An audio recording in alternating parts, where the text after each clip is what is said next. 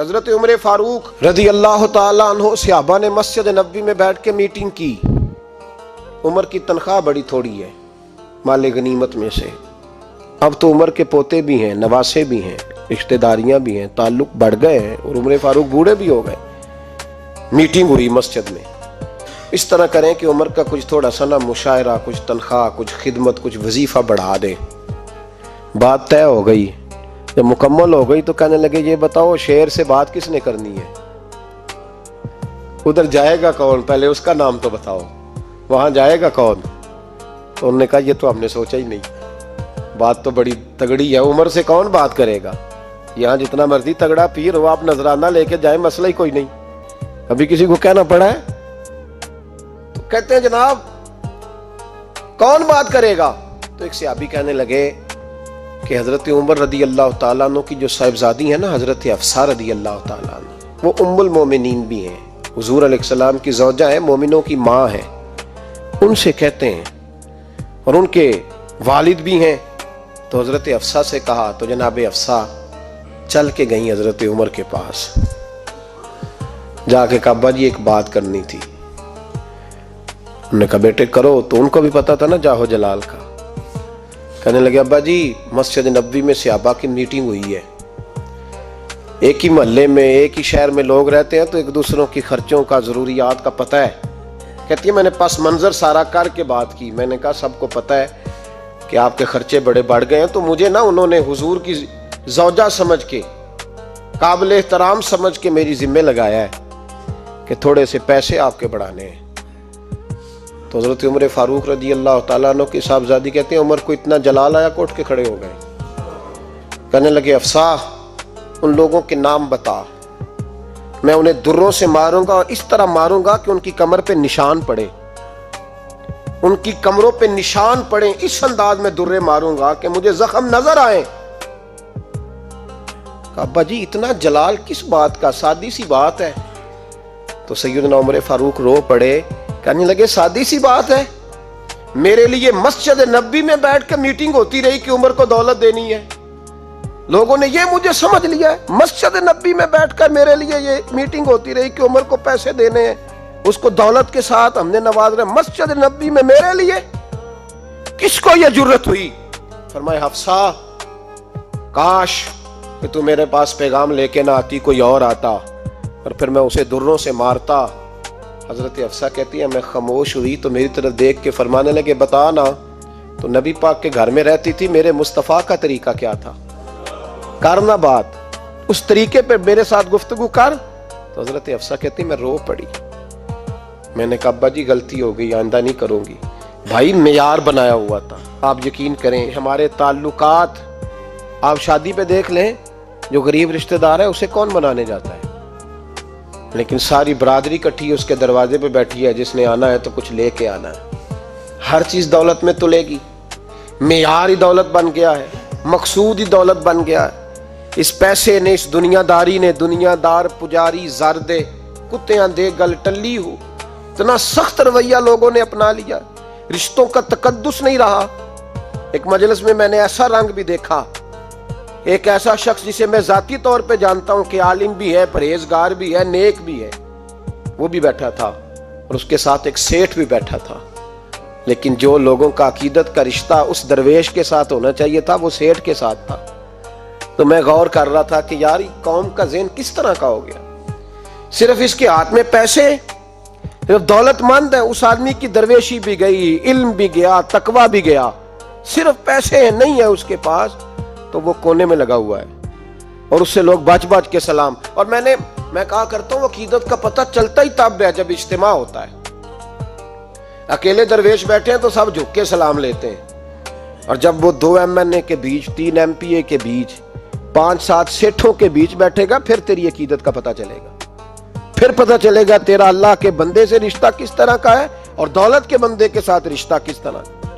ہمارے رویوں کے اندر یہ فرق ہے کہ ہم اس وقت آدمی کو تولتے ہیں کہ اس کے پاس دولت کس طرح کی ہے. وقت کے امیر تھے حضرت عمر بن عبدالعزیز. توجہ ہے میری بات پر؟ حضرت عمر بن عبدالعزیز بادشاہ تھے. اب ہم لوگوں نے بھی بچوں کا بہانہ لگایا ہوا ہے نا बस जी वो मैं चाहता हूँ बच्चों का कुछ बन जाए। तो बच्चे बालग हो गए तो कराना रजिस्ट्रियां उनके नाम, फारग हो जाओ, आ जाओ मस्जिद में छोड़ो। लेकिन फिर भी कुंजियां देने को दिल नहीं करता। फिर भी बाबा जी की प्यालियों से मरने के बाद पैसे निकलते हैं। फिर भी उनके तकिए के बीच से भी कुछ वो नोट निकल आते हैं जो अब चलते भी नहीं। गुजर गया जमाना, जो लगते ही नहीं। बुजुर्ग नाराज ना हो जाए, लेकिन जो बात कर रहा हूं बहरहाल उसके पीछे कुछ पस मंजर है। ये भी बहाना है। बैंक बैलेंस अपने नाम, जमीन जायदाद सारी अपने नाम, और कमाई किसके लिए कर रहा है? बच्चों के लिए। नाम किसका ले रहा है? बच्चों का। ये किस तरह का बच्चों? बहाना ना लगाओ, साफ कहो कि अपने लिए कमा रहा हूं। साफ कहो, क्यों बच्चों का नाम लेते हो जब हर चीज की कुंजी तो रखी हुई है बांध के अपने साथ। हजरत उमर बिन अब्दुल अजीज बादशाह थे। आवाज दी, घर में बैठे, बेटी पानी का प्याला तो लाओ। बेटी खामोश हो गई। साथ वाला कमरा बेटी का। फिर आवाज दी, बेटे सुन रही हो? का अब्बा जी सुन रही हूं, पानी का प्याला देना। बेटी खामोश हो गई। तीसरी आवाज दी तो जौजा पानी लेके आ गई। ने कहा हुजूर पानी। हजरत उमर बिन अब्दुल अजीज को गुस्सा आया। कहने लगे बच्चे किस लिए हैं? वो खुद क्यों नहीं आई? अब इतनी नाफरमान हो गई है कि एक प्याला पानी का बाप को नहीं दे सकती, क्यों नहीं आई? तो जौजा कहने लगी चलें दारगुजर करें। उसने कहा अब्बा को नहीं बताना, पी ले। क्यों नहीं बताना? बताओ क्यों नहीं आई? मैंने उसको पुकारा था, तुम्हें पुकारता तो तुम आती, तुम्हें बताना पड़ेगा। जब बात जरा आगे बढ़ी तो माँ थी ना, बात बेटी की थी, तो अम्मा रो पड़ी, आंखों में आंसू आए। कहा क्यों रोई हो? कहने लगी बेटी का पजामा फट गया, दूसरा है नहीं, और आप लेके भी नहीं देते। कमरे में बैठ के तो पजामा सी रही है। तो कह रही थी अब्बा को बताना ना, उन्हें तकलीफ होगी। तो वो उसके पास दूसरा होता तो आ जाती, एक ही था, तो इसलिए नहीं आई। हजरत उमर बिन अब्दुल अजीज उठे, सर सजदे में रखा, कहने लगे या अल्लाह तेरा शुक्र है, तूने मेरे बच्चों को बकदरे ज़रूरत रोज़ी अता फरमाई है। या अल्लाह तेरा शुक्र है। एक रवायत मैंने पढ़ी, कलेजा मुंह को आया। मुस्तफ़ा करीम बैठे थे तो सैयदा आयशा सिद्दीक़ा रदी अल्लाह ताला ने अर्ज़ की या रसूल अल्लाह सल्लल्लाहु अलैहि वसल्लम, वो देखें सैयदा फातिमा आ गई है, वो देखें बीबी साहिबा बगैर बताए आ गई। हज़रत फातिमा ज़हरा आई तो हुज़ूर ने फरमाया फातिमा बगैर इत्तला के। हुज़ूर छोटा सा काम था, कैसे आई हो?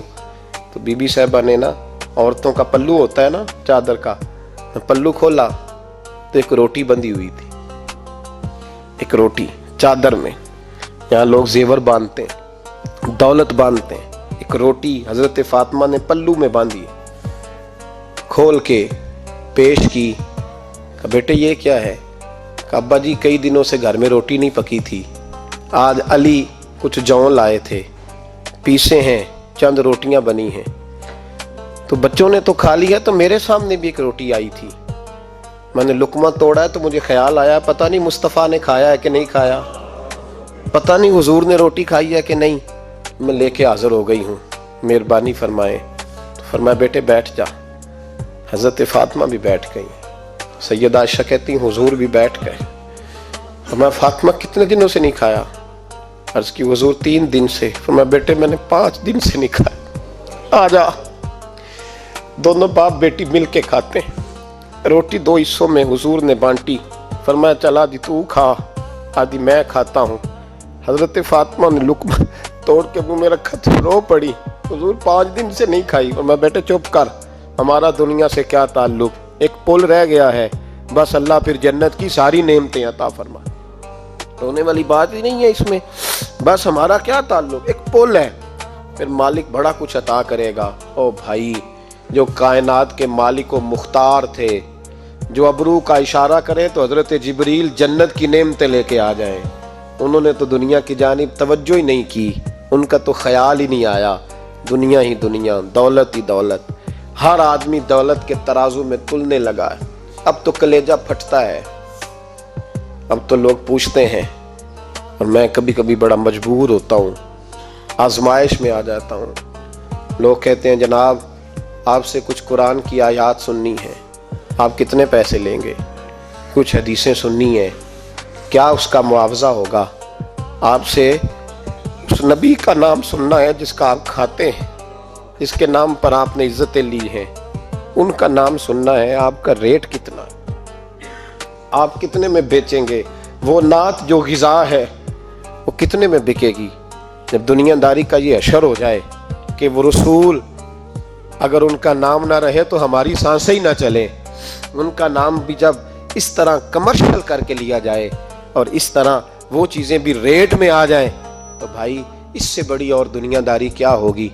मेरे रसूल करीम सैयद आलम नूर मुजस्सम सल्लल्लाहु अलैहि वसल्लम ने इस दुनिया को महबूब नहीं रखा, कारी नहीं बनाया, माहौल ही नहीं बनाया। हजरत ईसा अलैहिस्सलाम की 450 साल उम्र, कितनी?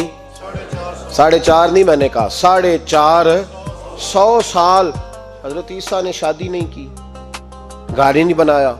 एक प्याला होता था पानी पीने का, एक तकिया होता था।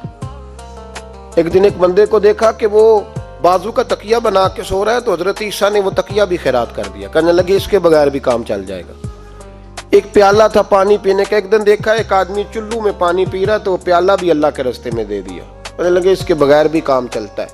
किसी ने कहा निकाह क्यों नहीं करते, घर क्यों नहीं बसाते? तो फरमाने लगे 450 साल तो उम्र है, अल्लाह को राजी करूं कि घर बसाऊं, सजदे करूं या मैं दुनियादारी करूं?